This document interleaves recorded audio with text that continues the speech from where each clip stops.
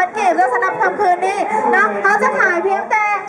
3 ถุง 10,000 กีบเท่านั้นทางด้านนี้เลยแล้วเราขายรถได้แล้วขนมของเขาวันนี้ผมนึกหาพันก็จะมาสำหรับตอนนี้3 ถุง 10,000 กีบเท่านั้น3 ถุง 10,000 กีบเท่านั้นนะขนมของพวกเขาไว้กันเลยพ่อแม่พี่น้องนะใครสนใจเขามาเลือกกันได้เพราะค่าแม่ค้าซื้อไปขายไปขายต่อได้เลยเนาะปกติถุงหนึ่ง5,000 กีบแต่สำหรับตอนนี้3 ถุง 10,000 กีบนะเพราะว่าจะเป็นนะเพราะว่าจะเป็นเนาะรถปีนบอลสายลีหมักไหว้รถโชว์ชาเขียวแล้วก็ว่าถือว่าจะเป็นกาแฟกับมีเช่นเดียวกันนะแต่ปกตินะคะถุงหนึ่ง5,000 กีบราคาดีเลยนะคะถุง 10,000 กีบสามารถเข้าไปพูดได้ตามมาแล้ววันนี้แจ้งกติกาคือเบอร์ที่แจ้งกติกกันเลยกติกาอย่างจะแก้เกี่ยวกันนั้นเนาะวันนี้ซื้อจะต้องรับซื้อซื้อติดต่อรับกติกกันอยู่แล้วเรื่องราคาใจบุรีติดต่อกับที่สุด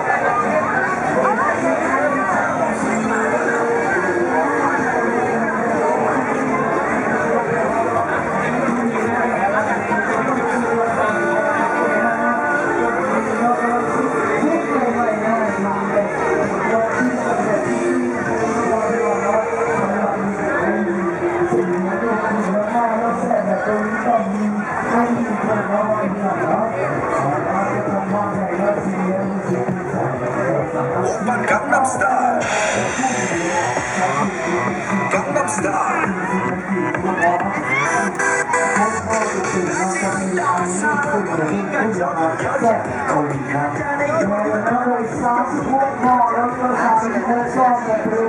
สำหรับ40,000 กีบเนาะหรือราคาสุดคุ้มแบบนี้ต้องที่บูธของพวกเขาทีเดียวเท่านั้นเนาะพวกเรานะ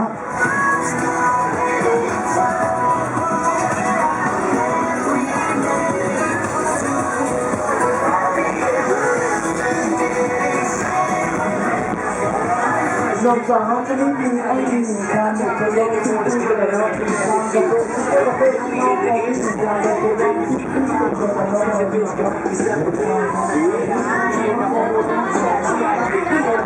รกระโดดขึ้นราคาจะเลยนะเพราะว่าจะเป็นซื้อ3 แท่งแต่แท่ง2 ให้เลยไม่ว่าจะเป็น5 แท่งแถมกับของกลางแบบนี้การซื้อจะได้น้องใส่ที่ร้านได้ของที่พันชีร้านเต้านาทีแล้วตอนนี้เดือนเต้านาอย่าลืมว่าจะได้คุณข้าวที่ถือไหล2 นาทีตอนนี้ขาย2 โมงค่ะ ชุดกับมะนาวราคาแบบนี้ราคาสุดท้ายนี้ก็จะคือครับ น้ำดักได้ก็ได้เนาะหรือว่าจะเป็นน้ำรสดั้งเดิมรับรสชาติเด็ดได้2 ของ5,000 กีบไม่ต้องคิดหลายแล้วราคานี่เนาะถือว่าราคาถูกน้ำผมมาจากเช็ด